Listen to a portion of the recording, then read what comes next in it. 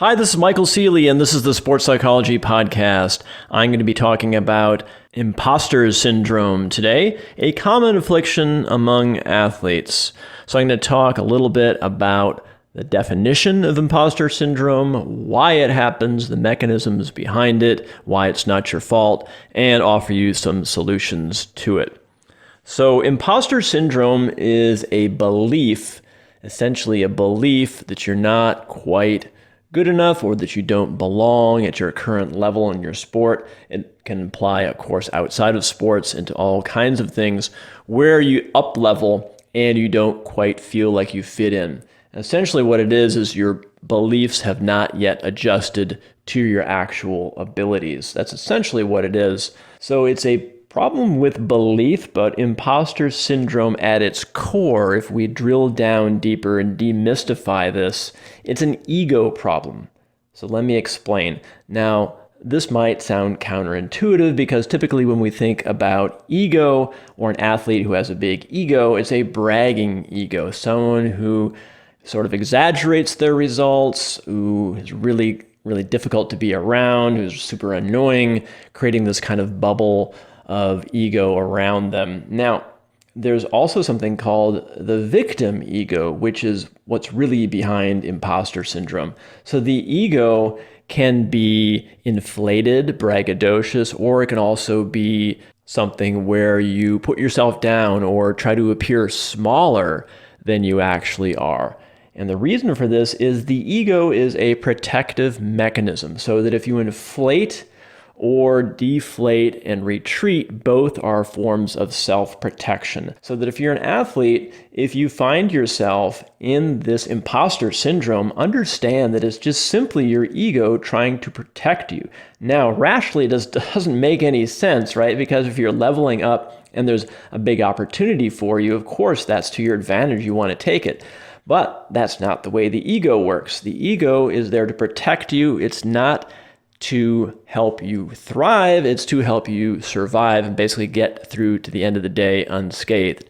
So the ego on a primal subconscious level can act as a protective mechanism, keeping you from progressing and tricking you into this imposter syndrome with these sort of false beliefs. And again, it doesn't make sense because you're leveling up, right?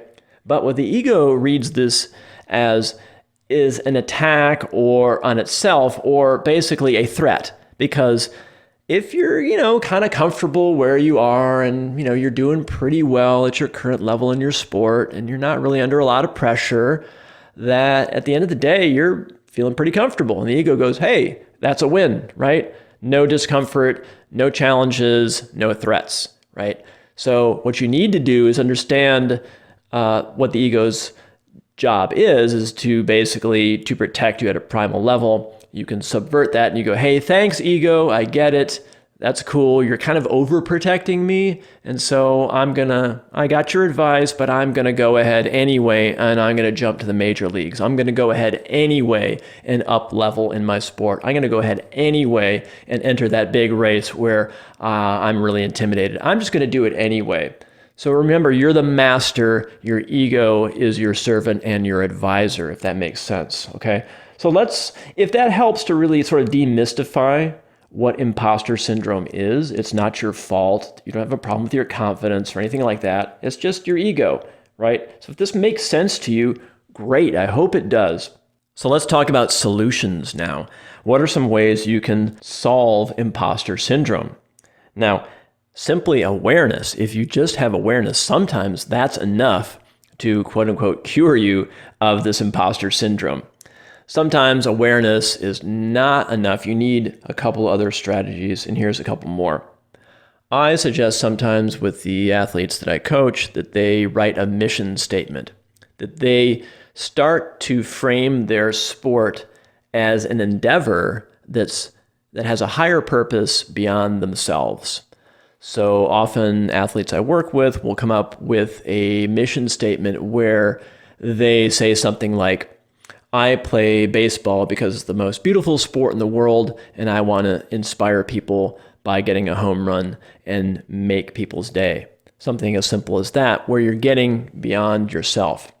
It could be something where, well, my favorite sport is bicycle racing. So a mission statement for me might be something like, I endeavor to shine as an example of positivity, fair play, and competitiveness so that I can up-level others. A rising tide lifts all boats. Something like that.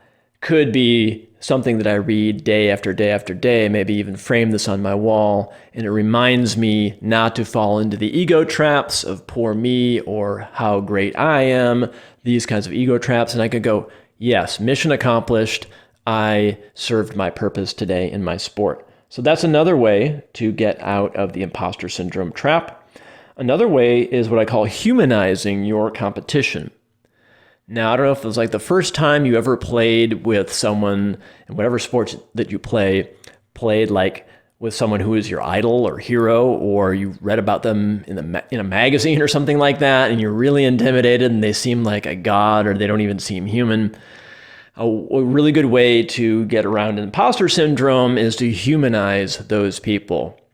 Know that if you spent a week in their shoes, they would have insecurities, they would argue with their spouse or significant other, they have problems, they have bills to pay, the whole deal, right? And I want to tell you a quick story of when, for me, at a very young age, I sort of humanized one of my idols and was able to perform almost as well as him because of this. This goes way back to when I was bike racing as a junior many years ago. I started racing bikes at age 12, so it's kind of like in my blood, kind of second nature. But at the time I was 15 years old, and I had just up-leveled from what they call the intermediate category to juniors, and juniors was 15 to 17. So if you came in as a small 15-year-old, which I was, you were kind of at a disadvantage against the older riders.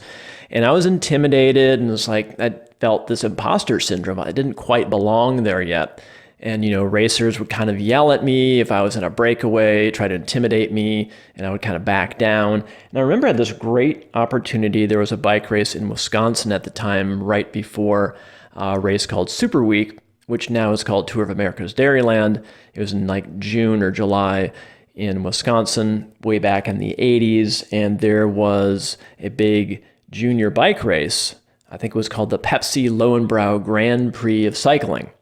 And there was juniors, like the best around the country showed up, and I was certainly intimidated. And there was this guy named Gordy Holterman, he was one of the best racers in the country at the time. And by the way, he won every single day. 7 out of 7 races he won. He was that good.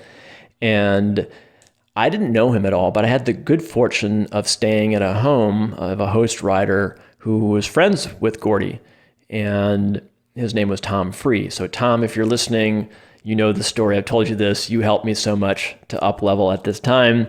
It was me and Tom and Gordy were hanging out, and I realized that this guy, Gordy, who won 7 out of 7 races, was just a dude, like just a cool, nice guy, and I got to know him. And so by the end of the series, he would break away, he would do his usual thing, and I attacked and I followed him. And it was something that I wasn't quote unquote supposed to do, right? Because, I wasn't that good yet, but apparently I was. So I changed my belief, and I was able to get my best result of that year, which was 5th place. I didn't win, but I was audacious in this race. I up-leveled.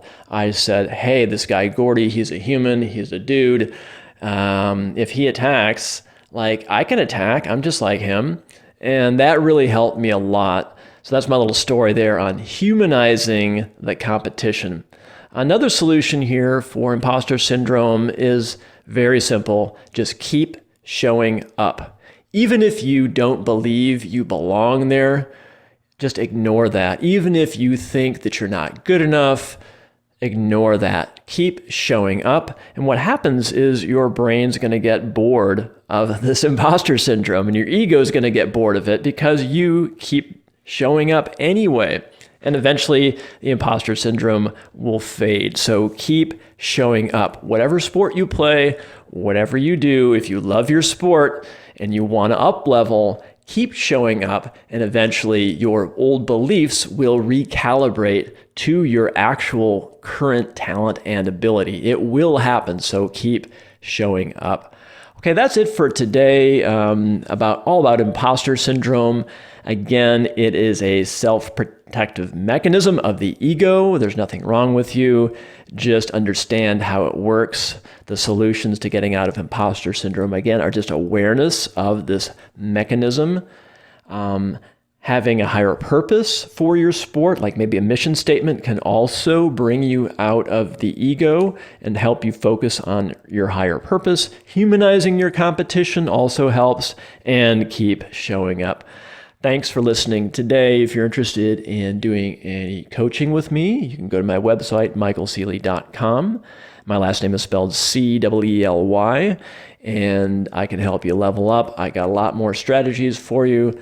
Thanks for listening to the podcast. It comes out, I try to make one every Monday, and tune in again for more strategies of the mental game of sports.